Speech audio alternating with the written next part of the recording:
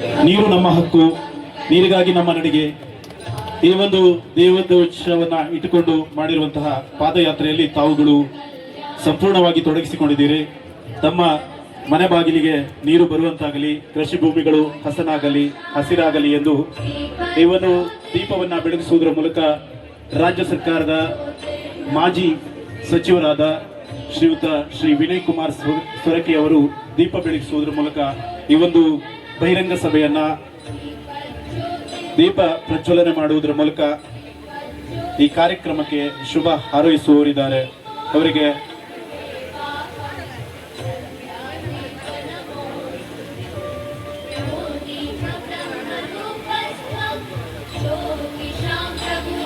ಸಂಜೀವ್ ಶೆಟ್ರೆ, 2 ದಿನ ಕಣ್ಣೂರಿಂದ ಪ್ರಾರಂಭ ಆದಂಥ ಪಾದಯಾತ್ರೆ 15 ಕಿಲೋಮೀಟರ್ ನಿನ್ನೆ ನಡೆದ್ರೆ, ಇವತ್ತು ಶಂಕರನಾಳದಿಂದ 10 ಕಿಲೋಮೀಟರ್ ನಡೆದು ಈ ಸಮಾವೇಶ ಕಾರ್ಯಕ್ರಮಕ್ಕೆ ಬಂದಿದ್ದೇವೆ. ಸಾಕಷ್ಟು ವಿಚಾರಗಳನ್ನು ವಿಕಾಸ್ ಹೆಗಡೆ, ಸಂತೋಷ್ ಬಾಲಾಡಿ, ಸೊರಕೆಯವರು, ಪ್ರದೀಪ್ ಕುಮಾರ್ ಶೆಟ್ಟರು ಮತ್ತು ಕಂಬಿಗೇಡಿ ಸಂಜೀವ್ ಶೆಟ್ಟರು ಮಾತಾಡಿದ್ದಾರೆ. ನಾನು ಹೆಚ್ಚಿಗೆ ಮಾತಾಡಲಿಕ್ಕೆ ಹೋಗೋದಿಲ್ಲ. ಆದರೆ ನಮ್ಮ ಗಂಟಿಹೊಳೆ ಟೀಮ್ 2023ನೇ ಇಸ್ವಿಯಲ್ಲಿ ಒಂದು ಲೆಟರ್ ಮುಖ್ಯಮಂತ್ರಿ ಕೊಡ್ತಾನೆ. ಎಷ್ಟನೇ ಇಸ್ವಿ? 2023ನೇ ಇಸ್ವಿಯಲ್ಲಿ ಯಾವ ಬಲದಂಡೆ ಯೋಜನೆ ಇಲ್ಲಿದೆ, ಸಿದ್ದಾಪುರ ಏತ ನೀರಾವರಿ ಮಾಡುವಾಗ ಡ್ಯಾಮಿನನ್ನ ಮನದಲ್ಲಿ ಇಟ್ಕೊಂಡು DPR ಹಿಂದೆ ನಾವು ಮಾಡಿದಂಥ DPRಗೆ ಅನುಗುಣವಾಗಿ ಜಾಕೋಲನ್ನ ನದಿಯಲ್ಲಿ ಶಂಕರನಾಳದಲ್ಲಿ, ಹೊಳೆ ಶಂಕರನಾಳದಲ್ಲಿ 600 ಮೀಟರ್ ಕೆಳಗೆ ಇಡಬೇಕನ್ನೋ ಮನವಿ ಮಾಡ್ಕೊಂಡಿದ್ದಾರೆ. ಈ ಲೆಟರ್ ಇದೆ. ಇದನ್ನು ಅವ್ರಿಗೆ ನೋಡ್ಬೇಕು. ಪತ್ರಕರ್ತರು ತೋರಿಸಿದ್ದಾರೆ. ಜಾನ್ ಅವರು ಪತ್ರಿಕೆಯಲ್ಲಿ ಬರೆದಿದ್ದಾರೆ. ಅವರು ನೋಡಿದೆ ಎಲ್ಲ ಒಂದ್ ಕಡೆ ಸುಳ್ಳು ಹೇಳ್ತಕ್ಕಂಥ ಕೆಲಸವನ್ನ ಈ ಭಾಗದ ಮನೆ ಹೋಗಿ ಗಂಟಿಹೊಳೆ ಟೀಮ್ ಬರ ಈ ಸಿದ್ದಾಪುರ ಏತನವರನ್ನ ಬಂದ್ ಮಾಡ್ತಾರೆ. ಗೋಪಾಲ ಪೂಜಾರಿ ಮುಖ್ಯಮಂತ್ರಿ ಲೆಟರ್ ಕೊಟ್ಟಿದ್ದಾರೆ ರದ್ದು ಮಾಡಲಿಕ್ಕೆ. ನಾನು ಕಣ್ಣೂರಲ್ಲಿ ಹೇಳಿದೆ, ಒಂದ್ ವೇಳೆ ನಾನು ಲೆಟರ್ ಕೊಟ್ಟದ್ದೇ ಹೌದಾದ್ರೆ ನಾನು ರಾಜಕೀಯ ನಿವೃತ್ತಿಯನ್ನು ಘೋಷಣೆ ಮಾಡ್ತಾನೆ. ಅಲ್ಲದಿದ್ರೆ ಸಾರ್ವಜನಿಕರಲ್ಲಿ ತಾವು ಕ್ಷಮೆಯನ್ನು ಯಾಚಿಸ್ಬೇಕಂತ ಕೇಳ್ಕೊಂಡಿದ್ದಾನೆ. 1 ತಿಂಗಳಾದ್ರೂ ಕ್ಷಮೆ ಯಾಚಿಸಿಲ್ಲ. ಎಲ್ಲಿ ವಿಕಾಸ್? 1 ತಿಂಗಳಾದ್ರೂ ಅವರು ಕ್ಷಮೆ ಯಾಚಿಸಿಲ್ಲ. ಅದರರ್ಥ ಅವ್ರು ಸುಳ್ಳು ಹೇಳಿದ್ರಂತ ಒಪ್ಕೊಂಡಿದ್ದಾರೆ. ನಾವು ಸಾರ್ವಜನಿಕರಿಗೆ ಸುಳ್ಳು ಮಾಹಿತಿಯನ್ನ ಕೊಟ್ಟಿದಂತ ಅವ್ರು ಒಪ್ಕೊಂಡಂತ ಆಗಿದೆ. ಎರಡನೇದು ಹೇಳಿದ್ರು ಗಂಟಿಹೊಳೆಯವರು, ಏನಾದ್ರೂ ರಾಘವೇಂದ್ರ MP ಅವರು ರಾಘವಣ್ಣ ಎಂತ ಹೇಳಿ ರಾಘವಣ್ಣ ತುಂಬಿ ವರ್ಕರ್ ಕೆಲಸ ಅಂತ ಕೊಡ್ತಾರ. ನಾನು ರಾಘವಣ್ಣ ಗಂಟಿಹೊಳೆಯವರ ಪ್ರಶ್ನೆ ಕೇಳ್ತೇನೆ, ನಿಮ್ ಸರ್ಕಾರ ಎಷ್ಟು ಸರಿ ಬಂತು? 47 ವರ್ಷ ಆಯ್ತು ಹೊರ ಈ ಕೆಲಸ ಆಗಿ ಪ್ರಾರಂಭವಾಗಿ. ನಿಮ್ ಕಾಲದಲ್ಲಿ ಏನ್ ಕೆಲಸ ಮಾಡಿದ್ರಿ ಹೇಳಿ? ನಮ್ ಸರ್ಕಾರ ಬಂದಾಗ ಎಲ್ಲ ಉದ್ಘಾಟನೆಗಳು ನಮ್ ಸರ್ಕಾರ ಮಾಡಿದೆ. ನೀರು ಕೊಡಿಸುವಂತ ಕೆಲಸವನ್ನ ಸಿದ್ದರಾಮಯ್ಯ ಉಪಮುಖ್ಯಮಂತ್ರಿಗಳ ಮೂಲಕ ನೀರು ಕೊಡಿಸುವಂತ ಕೆಲಸ ಮಾಡದಿದ್ರೆ ಅದು ಕಾಂಗ್ರೆಸ್ ಸರ್ಕಾರ. ನೀವೆಂತ ಕಾಲ್ ಜಪ್ಪಿ ಎಂತದ ಕಾಲ್ ಮೆಟ್ಟಿ ಗಂಟು ಒತ್ತಿ ನೀರು ಕೊಡಿಸೋದು. ಮಾನ್ಯ ಗಂಟಿಹೊಳೆ ಟೀಮಿಗೆ ಕೇಳ್ತಾ ಇದ್ದೇನೆ, ನೀವು ಭೂ ಸುಧಾರಣೆ ಕಾಯ್ದೆ ಬಂದು 49 ವರ್ಷ ಆಯ್ತು. ಎಷ್ಟು ವರ್ಷ? 49 ವರ್ಷ ಆಯ್ತು. ನೀವು ಅದೇ ಗುಂಗಲ್ಲಿದ್ರಿ. ಇವಾಗ ಕಾಲ ಬದಲಾಗಿದೆ. ಜಾಗ ತಕೊಂಡರೆಲ್ಲ ಮಾರಿ ಎಲ್ಲೆಲ್ಲ ಹೋಗಿದ್ದಾರೆ. ಇನ್ನೂ ನೀವು ಭೂ ಸುಧಾರಣೆ ಕಾಯ್ದೆ ಹಿಂದೆ ಆಗಿತ್ತು ಅದೇ ರೀತಿ ಎಣಿಸ್ಕೊಂಡಿರಂತ ಕಾಣುತ್ತೆ. ಆ ಕಾಲಕ್ಕೆ ಬಗ್ಗೋರು ಯಾರಿಲ್ಲ. ನಿಮಗೆ ಹೆದರ್ಕೊಳ್ಳೋರು ಯಾರಿಲ್ಲ. ನಿಮ್ಮ ರೌಡಿ ಸಭೆಗೆ ಯಾರು ಬೆದರಿಲ್ಲ. ಇಲ್ಲಿ ಜನ ರೈತರು ಸಾಯ್ತಾ ಇದ್ದಾರ ನೀರಿಲ್ಲದೆ. ನೀವು ರೈತರನ್ನ ಕಾಲ್ ಮುರಿತೀರಾ ಅಥವಾ ಗೋಪಾಲ್ ಪೂಜಾರ ಕಾಲ್ ಮುರಿತೀರಾ? ಯಾರು ಕಾಲ್ ಮುರಿತಾರೆ ಸಾರ್ವಜನಿಕ ಹೇಳ್ಬೇಕಲ್ಲ. ಎಲ್ಲ ಒಂದ್ ಕಡೆ ಧಮಕಿ ಕೊಡೋ ಕೆಲಸ ಮಾಡಿದ್ರೆ ಹೆದರ್ಕೊಳ್ಳೋ ಜನ ಯಾರಿಲ್ಲ ಇಲ್ಲಿ. ನಾವು ರೈತರ ಪರ ನಮ್ಮ ಜೀವ ಇರುವವರೆಗೆ ರೈತರ ಪರವಾಗಿ ಹೋರಾಟ ಮಾಡ್ತಕ್ಕಂಥ ಕೆಲಸವನ್ನ ಕಾಂಗ್ರೆಸ್ ಪಕ್ಷ ಮಾಡ್ತೇವೆ. ನೀವು ನಮ್ಮನ್ನ ಹೊಡಿಬೇಕಂತ ತಂತ್ರಗಾರಿಕೆ ಮಾಡ್ತೀವಿ. ನಿಮ್ಮ ಹತ್ರ ಕಾಂಗ್ರೆಸ್ ಹೊಡಿಲಿಕ್ಕೆ ಆಗಲ್ಲ. ಕಾಂಗ್ರೆಸ್ ಇವತ್ತು ಬಲಿಷ್ಠವಾಗಿದೆ. ಈ ಪಾದಯಾತ್ರೆ ಮೂಲಕ ಕಾಂಗ್ರೆಸ್ ಒಗ್ಗಟ್ಟಾಗಿದೆ. ನಿಮ್ಗೆ ತಕ್ಕ ಉತ್ತರವನ್ನ ಈ ಸಭೆ ಇವತ್ತು ಮಾಡಿದೆ. ನೀವು ಹೇಳಿದ್ರು ಗೋಪಾಲ್ ಪೂಜಾರಿ ಲೆಟರ್ ಕೊಟ್ಟದ ಬಗ್ಗೆ ಹೇಳಿದ್ರು. ನಾನು ಇವತ್ತಿಗೆ ಬಾಲಾಡಿ ಹೇಳಿದ್ದಾರೆ ಸಾಕಷ್ಟು ಇದಕ್ಕೆ ವಿಚಾರಗಳು. ಬಲದಂಡಿ ಯೋಜನೆ ಎಸ್ಟಿಮೇಟ್ ಮಾಡಿಸಿದ ಈ ಗೋಪಾಲ್ ಪೂಜಾರಿ ಅವರು ಗಂಟಿಹೊಳಿ 597 ಕೋಟಿ ಎಸ್ಟಿಮೇಟ್ ಮಾಡಿ ಗಂಟಿಹೊಳಿ ಟೀಮಿನ ಹತ್ರ ಕೇಳಿಲ್ಲ. ನಾನು ಒಳ್ಳೆ ಇಂಜಿನಿಯರ್ ಹೇಳಿ ಅಧಿಕಾರಿಗಳ ನೇಮಕಾತಿ ಮಾಡಿ ಎಸ್ಟಿಮೇಟ್ ಮಾಡಿ ಉಪಮುಖ್ಯಮಂತ್ರಿ ಕೈಗೆ ಫೈಲ್ ಕೊಟ್ಟಿದ್ದಾನೆ. ಇವತ್ತು ಆ ಇಲಾಖೆ ಇರುವ ಪ್ರಸನ್ನ ಫಿಶರೀಸ್ ಇಲಾಖೆ ಎಕ್ಸಿಕ್ಯೂಟಿವ್ ಇಂಜಿನಿಯರ್ ಕೆಲಸ ಮಾಡ್ತಾ ಇದ್ದಾರೆ. ಅನುಮಾನ ಇದ್ರೆ ಹೋಗಿ ಕೇಳಿ ಅವ್ರ ಹತ್ರ.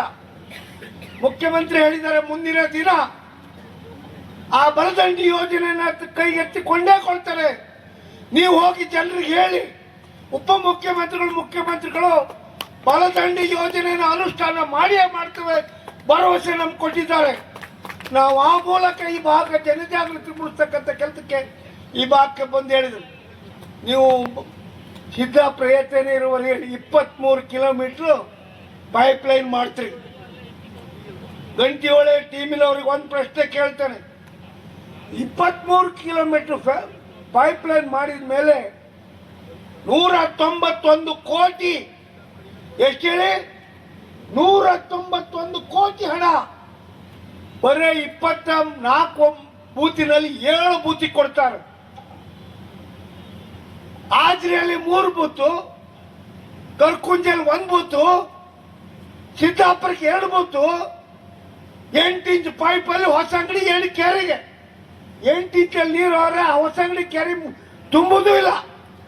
ಎಡಮಗಿಗಿಲ್ಲ, ಹೊಸ ಅಂಗಡಿಗೆ ನೀರಿಲ್ಲ, ರೈತರಿಗೆ ಕರ್ಮರಿಗಿಲ್ಲ, ಏಳ್ಬೇರಿಗಿಲ್ಲ, ಕೆಳವಾಣಿಗಿಲ್ಲ, ಒಬ್ರಿಗಿಲ್ಲ, ಇಲ್ಲ 5 ವಾರ್ಡಿಗೆ ನೀರಿಲ್ಲ.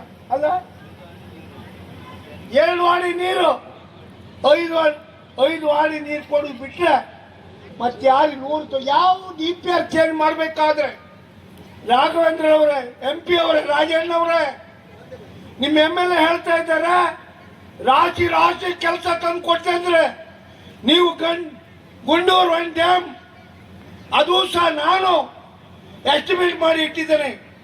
ಅದೇ ಗ್ಯಾಸ್ ಕಿಣಿ ಕರ್ಕೊಂಡು ದಿಲ್ಲಿಯಲ್ಲಿ ಹೋಗಿ ಕರ್ನಾಟಕ ಭವನದಲ್ಲಿ ಹೇಗೆ ನಿಮ್ಮ ತಂದೆ ಮುಖ್ಯಮಂತ್ರಿ ಇದ್ದಾರೆ, ಅಟ್ಲೀಸ್ಟ್ ಹಾಗೂ ಗುಂಡೂರು ಡ್ಯಾಮ್ ಅನ್ನು ಸ್ಯಾಂಕ್ಷನ್ ಮಾಡಿ ನಿಮ್ಗೆ ಪುಣ್ಯ ಕಟ್ಕೊಳ್ಳಿ. ನಿಮ್ಮ ತಂದೆ KC ರಾಜೇಶ್ ಪತ್ರಕರ್ತರು ಇಲ್ಲಿ ಎದುರುಗಡೆ ಕೂತಿದ್ದಾರೆ.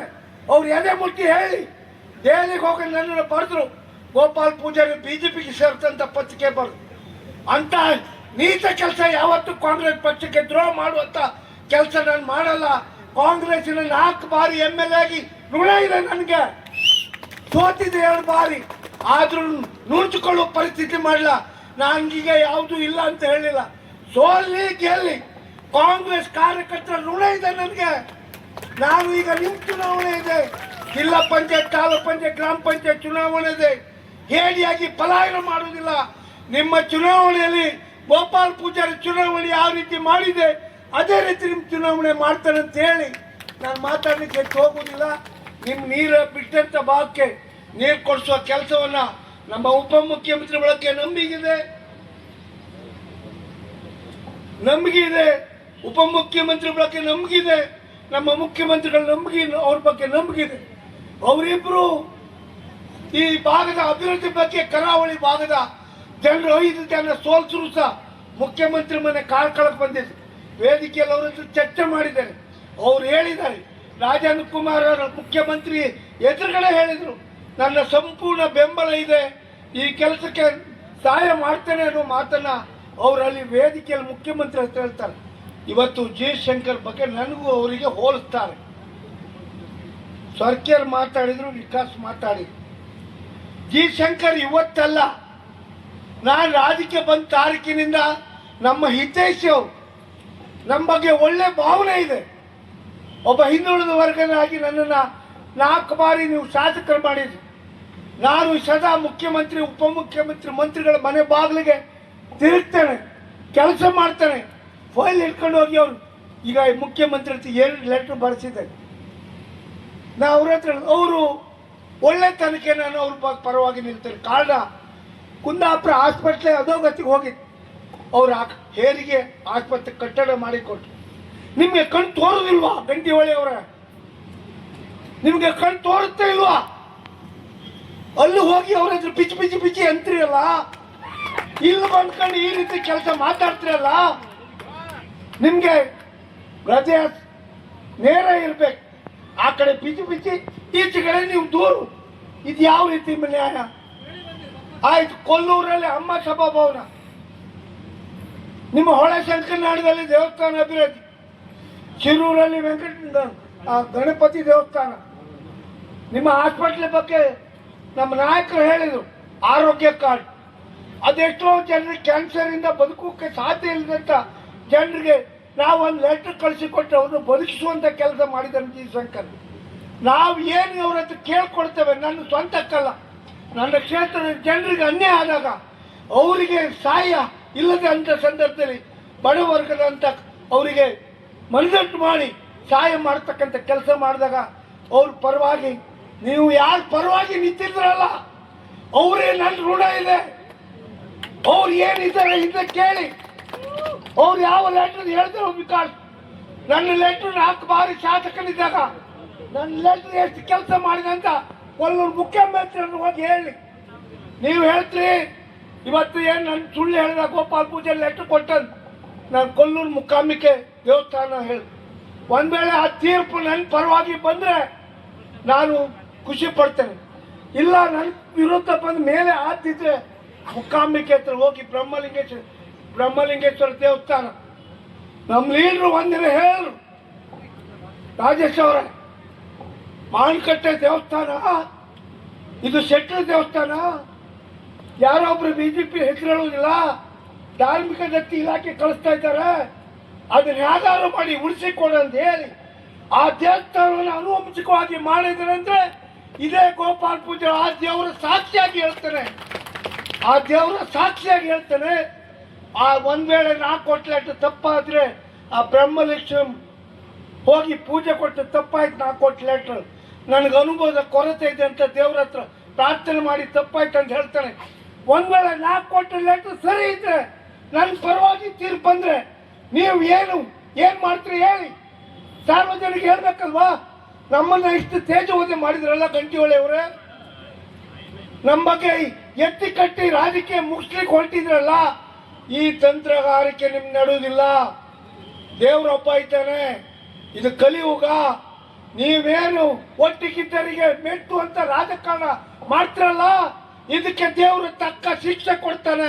ನೀವು ಅನುಭವಿಸ್ತೀರಿ ಅನ್ನೋ ಮಾತನ್ನು ಹೇಳಿ ನನಗೆ ಇಲ್ಲಿ ಬಂದು ಮಾತಾಡ್ಲಿಕ್ಕೆ ಅವಕಾಶ ಕೊಟ್ಟ ಎಲ್ಲರಿಗೆ ಕಟನ್ಸ್ ಹೇಳಿ ಜಿಲ್ಲಾಧಿಕಾರಿಗಳು ಬರ್ತಾ ಇದ್ದಾರೆ.